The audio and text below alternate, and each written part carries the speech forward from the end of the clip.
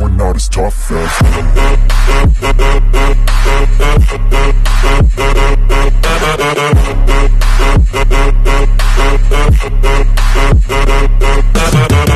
Mega love shoutout po mga Kabel Subbers ni Wells TV Mix Vlog. Ayan, nandito po kami ngayon sa Kuya J, dito po sa Otis, Manila, malapit po sa Pandakan. So, andito rin yung mga parents po, kasi nga po after ng graduation po namin, ng mga bata, nag-sit po ng dinner po yung isa sa mga parents po ng kaklase ng anak namin na si Attorney. Thank you po Attorney po sa inyong libreng pa-dinner po sa mga bata, hindi lang po sa mga bata, pati na po mga parents po talaga. Thank you so much for that po. God bless you more, and wala na akong nasabi po talaga. Ito po kasi after ng graduation po natin ng mga bata, ito po yung reunion po natin. Ayan, nandito na po kami sa Kuya J, dito po sa Otis, Manila. Ito po kasi ang pinakamalapit po sa amin na Kuya J, dito sa school ng Lukban. Dahil after po ng graduation po ng mga anak namin, dito po talaga ang setup ni Attorney po, dahil po may pa-dinner po sila sa amin, sa mga bata at sa mga parents po. Kaya napakasaya po namin ng araw na yan, kasi nga bago po ang graduation po talaga, siguro 1 week po in preparation po, kung baga kung sino po ang sasama po sa invitation po ni Attorney, dahil napakasarap po talaga yung minsanan lang po makapasok po ng mga ganitong restaurant na libre pa po talaga. Kaya pinaka the best po sa amin mga parents po yan, na talagang naman nag-enjoy po yung mga parents pati yung mga bata. Kaya solve po talaga yung pa-dinner po ni Attorney, yung mag-asawang Attorney po. Thank you so much po sa inyo sir, ma'am. Kaya talagang nag-uumapa po yung kaligayahan namin, yung pasasalamat namin po sa inyo, dahil po sa inyong mga kabutihan po, yung mga ganito ang puso po sa ganito mga kaparaanan po. Nagkakasama po kami after ng recognition day, dahil ito po talaga yung huling naming pagkikita sa school yan ng mga bata. Next pasukan naman po. Andito po ngayon sa Kuya J, dahil nga po may nag-sponsor sa amin. Dito kami kakain after ng recognition ng anak namin, kasi may isa sa mga ano po yung okay, ito po ang Kuya J. So after graduation po, ayan, may nag-sponsor kasi si Attorney, ano, ayan si Attorney. Thank you so much. Thank you so much Attorney. Salamat. Ayan. So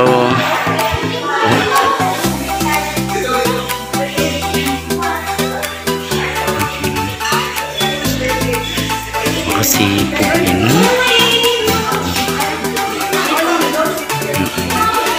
sa Kuya J.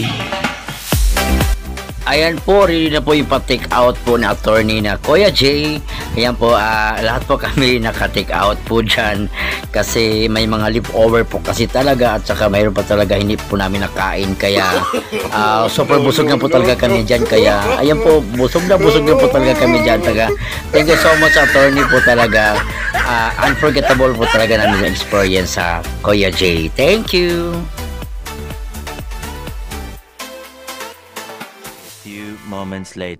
A few moments later.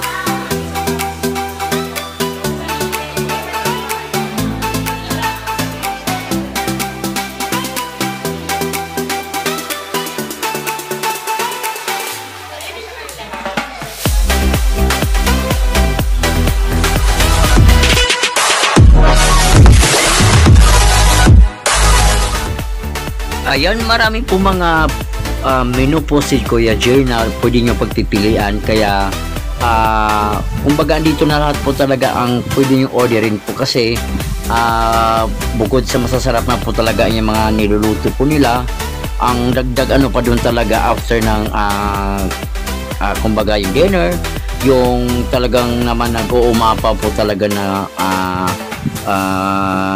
yung halo-halo, kaya marami talaga yung pagpipilian po dito. Kaya kumbaga dito din kasi sa Kuya J, kumbaga iba po yung ano talaga nila, iba po talaga yung preparation po nila dito ng mga pagkain. Kaya hindi po mga kumbaga hindi po mga yung light snack, kundi mga dinner, lunch, ganun. Dito po talaga lahat ng pwede mong kainin talaga andito na po lahat. So ano pang hinihintay ninyo po? Kung sakali na mas malapit sa inyo na Kuya J, ayan, lapitan nyo na po at saka order na po kayo kasi lalo na po yung halo-halo po dyan. Napakasarap po talaga na mga menu po ng Kuya J, kaya order na po kayo and tara, kainan na po tayo.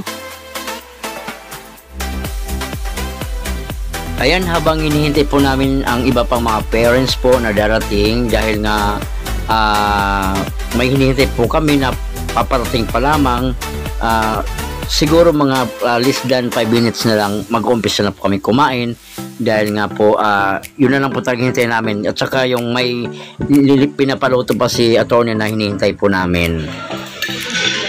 Kain lang kayo ha, feel at home kayo kay Kuya J. Kuya sa Kuya J. Kuya Wills.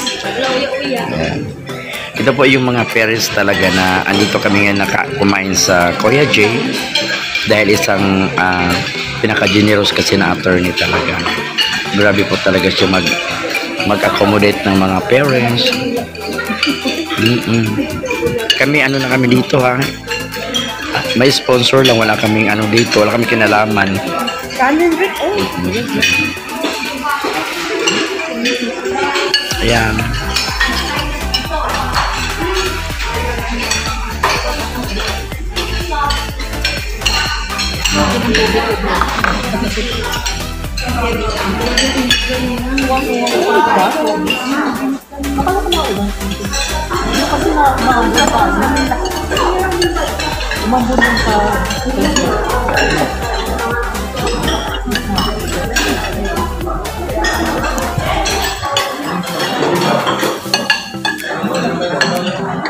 Ito na ginanap ng haba.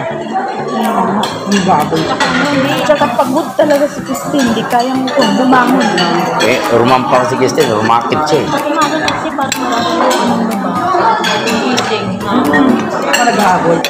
Pagdating tanghali, wala na. Paano nga ng patabi? Oo. Ay, yun. Lahat po kami dito mga parents sa side ng mesa na to. Yung sa kabila, andun yung mga kids sa kabila.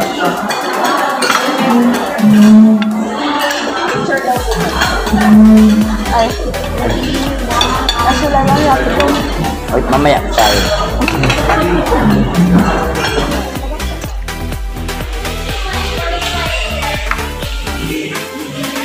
Sabi mo yan.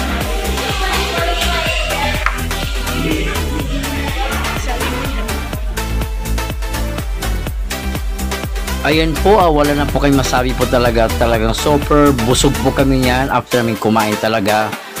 May pa-take home pa yan si attorney. Thank you so much attorney sa family nyo po, napakabuti nyo po talaga.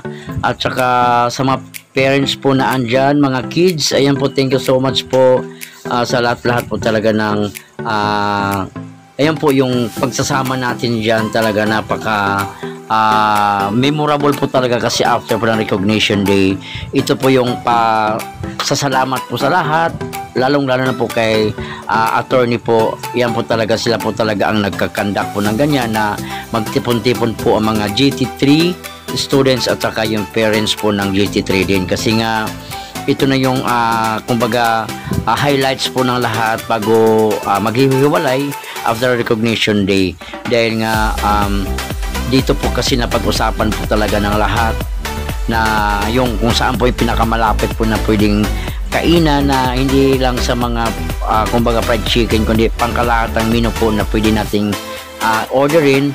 At saka yan po talaga yung marami po talagang putahe po kay Kuya Jin na napakasarap po talaga yung mga pata. Lahat po natikman namin dyan. At saka yung sinigang na baka po napakasarap po talaga ng sabaw. At saka nilaga. Ayan po, thank you so much po talaga sa attorney. Dahil po sa napakasaya po lahat ng mga parents at saka yung mga kids po natin. Hanggang sa sunod po ng mga taon, sa sunod po ng mga gathering po natin dito, ito po ay kumbaga pinaka first time po natin talaga na magkakasama lahat ng parents po, hindi lang po isang parents kundi yung both side po talaga naman nakakawaw, nakakataba po ng puso na may ganitong pagkakataon po talaga na magkakasama po sa isang hapagkainan. Thank you so much, attorney po. And sa mga bata naman, sana kids, hanggang sa paglaki ninyo, itong video na to mapapanood din nyo po ito dahil nga hindi naman ito maibubura ni YouTube. So ito ay patunay po talaga na kayo po talaga ang number 1 po sa puso natin sa lahat ng mga GT. Ayan po. Thank you so much po talaga, attorney. Wow po talaga sa lahat-lahat. At saka wala na kayong masabi po sa lahat po talaga ng mga parents po na andyan. Kumbaga yung araw na yan talaga hindi lang ngiti sa school na sa pagtatapos ng mga estudyante po sa recognition day, kundi pati yung mga parents po na minsanan lang po talaga nagkita-kita. At saka nagpapasalamat po ko sa Panginoon, kay Lord po talaga sa blessings po na natanggap po namin itong araw na to. Dahil nga po bukod sa Kuya J, may vloggers po ng Riyadh, si kapatid Marcio 15 po, nagpadala din po ng cake kay Christine K dahil po sa sobrang tuwa po niya dahil nga po sa nakamit na mataas sa parangal po ni K.